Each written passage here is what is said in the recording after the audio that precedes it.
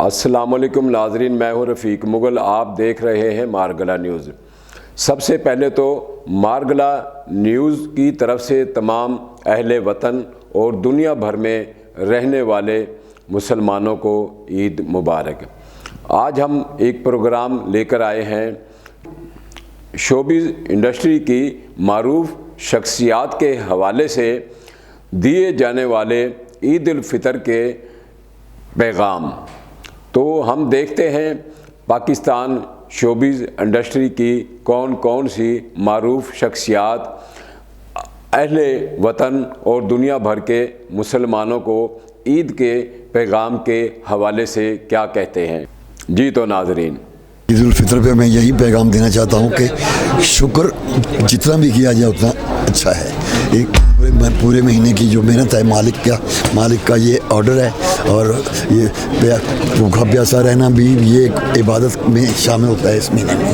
بالکل جی، تو اس مہینے میں بھوکا پیاسا رہنا بھی بہت اس کی کرم نوازی ہے، اور یہ ان دنوں کا سارا جو کچھ مواد ہے ثواب کا وہ عید الفطر میں آ کے نکلتا ہے۔ خدا ان سب کو دیکھنے والوں کو اور رہنے والوں کو، یہاں پہ آپ کا چینل سننے والوں کو، دیکھنے والوں کو، سب کو میری طرف سے عید مبارک، بہت بہت عید مبارک۔ السلام علیکم جی، میں ہوں اداکارہ گلوکارہ بھنگڑا کوئین میگھا، اور میری طرف سے آپ سب کو عید الفطر بہت بہت مبارک ہو۔ اور عید کے اس مبارک موقع پر، پر مسرت موقع پر میں لائی ہوں آپ سب کے لیے عید گفٹ، جو کہ ہے ایک خوبصورت گانے کی صورت میں۔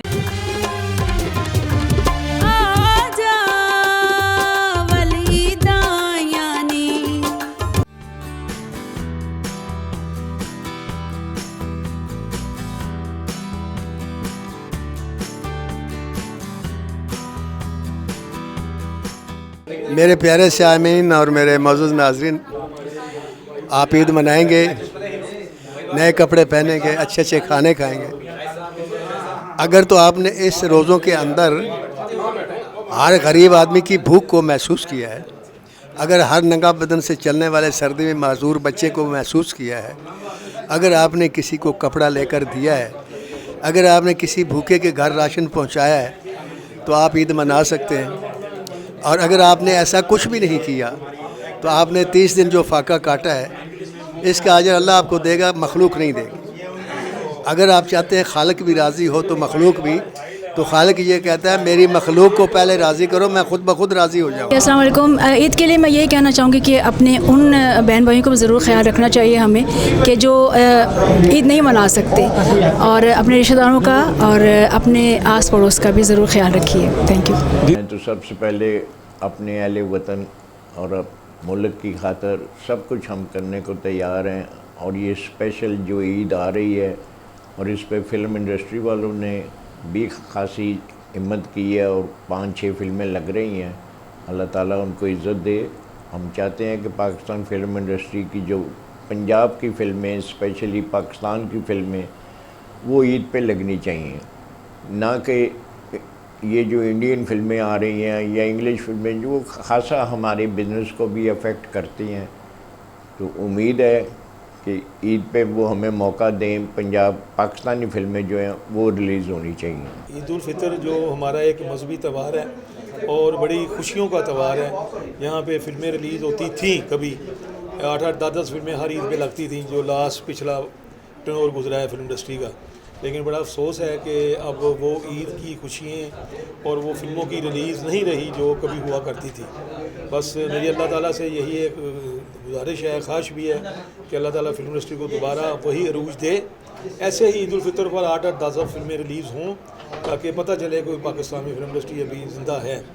تو بس یہی کہہ سکتے ہیں، اللہ تعالیٰ پاکستان فلم انڈسٹری کو ترقی دے، اللہ تعالیٰ یہاں کے جتنے بھی ابھی ٹیکنیشین جو رہ گئے ہیں، اللہ تعالیٰ ان کو کام دے اور وہ لوگ کام کریں اور مصروف رہیں۔ عید الفطر 1 سال بعد آتی ہے اور رمضان شریف کے بعد آتی ہے، اس کا ایک اپنا ہی مزہ ہے۔